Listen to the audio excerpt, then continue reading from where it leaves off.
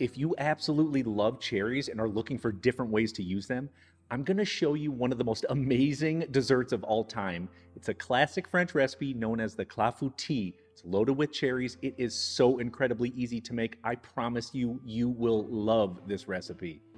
The easiest way I could define this recipe is it's like a combination of a flan and a Dutch baby pancake. It's super fluffy. It is just amazing. We need to start off with a little bit of prep though, beginning with those cherries. Sound good? Let's bake. I've got a bunch of fresh cherries, and they are always in season in the summer and into those early fall months.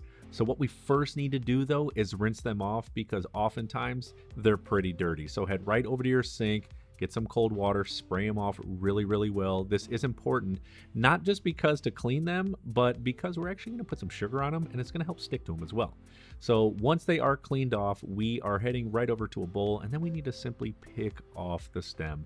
This is not hard to do. It's kind of like picking green beans, no big deal. But make sure you pick off every single stem of the cherry, or else it's not going to look good and it sure heck isn't going to taste good. And while this recipe classically uses cherries, you could absolutely use blueberries, raspberries, blackberries, or any combination of those three. According to some of the earliest recipes in the 19th century, you actually would leave the pit in the cherry.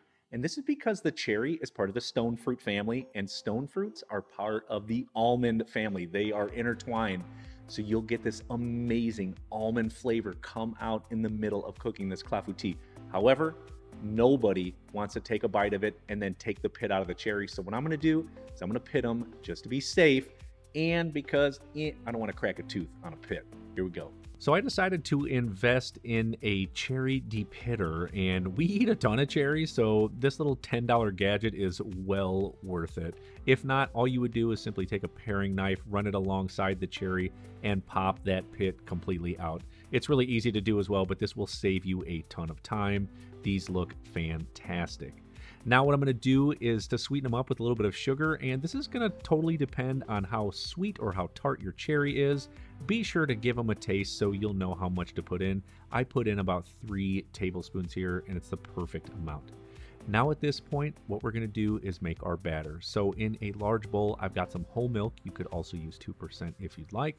Next, going to hit it with some granulated sugar. You could also use caster sugar here if you'd like. And next, I've got some all-purpose flour. This is going to sort of help bring everything together. And of course, we're going to season it up next with a bit of sea salt. And I'm next going to pour in a little bit of vanilla extract. I've got 4 large eggs. This is great, but I'm going to need 1 more yolk. If you've never done this, simply crack it in half and bobble that yolk in between both shells while the whites drain out into another bowl. This is perfect. If you want to run it through your hands, you can do that too, just wear gloves. And go ahead and pour it right in there. And well, since I got egg whites all over my hands, I'm going to quickly go wash them. And then I'm going to come back and give this a nice little whisk. Now, this is really important. You want to whisk this until it is completely smooth. Take the time to do this. If you want to cheat, my advice to you is dump all these ingredients in a blender, put it on high speed until it's perfectly smooth. There are actually quite a few things you could cook this in. While I'm using a 1.5 inch by 9 inch tart style pan that's ceramic coated, you could absolutely use like a casserole style dish with handles, like one that you would put scalloped potatoes in, or I've often seen them cooked in cast iron skillets. All of them will work, but first what we need to do is butter up that pan. Doesn't matter which one you use. Go ahead and grab some unsalted butter and work in every groove and crack and crevice.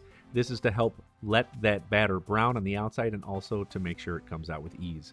Next, we're going to pour in all of our sugared up cherries into the pan and then flatten them out. We want them to be perfectly level with one another.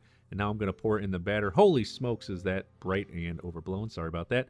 Now I'm going to pour in the rest of the batter. It's all the way up to the top. Don't let that freak you out because yes, it'll rise a little bit out, but they also fall pretty flat when they're cooling. That's why I fill this thing way to the top. It's going in the oven on 375 degrees. It's going to take about 40 minutes.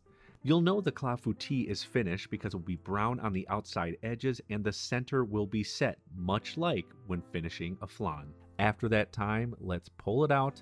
Let's have a look, and gosh dang, does this look so good. Absolutely beautiful. Now to help it cool, what I'm going to do is just pop it on a rack, Don't worry, it's not too long, maybe 20 to 25 minutes before we can eat this up. I say it all the time. It's all about understanding these fundamental cooking and baking techniques and applying them and putting them into practice so that all of your homemade food from scratch always tastes better than the restaurants, better than the grocery stores, you name it. This thing is amazing. The most beautiful thing about this is Clafoutis is meant to be eaten warm, so there's no super long waiting game. We're just gonna cool it down just a hair, and then we're gonna plate up in slow-mo. It is incredibly classic to finish off a clafoutis with some powdered sugar. Not only does it look beautiful, but it adds a little bit more sugar there. You could serve it as is and simply scoop out, and that would be totally fine and acceptable. But I'm going to take out a slice by slice just because it looks a little prettier and it's a little bit easier to eat. You see all those beautiful cherries on there, and of course we are not finished because I want some more powdered sugar, and I'm guessing so will you. So hit that last slice with as much powdered sugar as you'd like to put on there, and then my oh my, check out this beauty.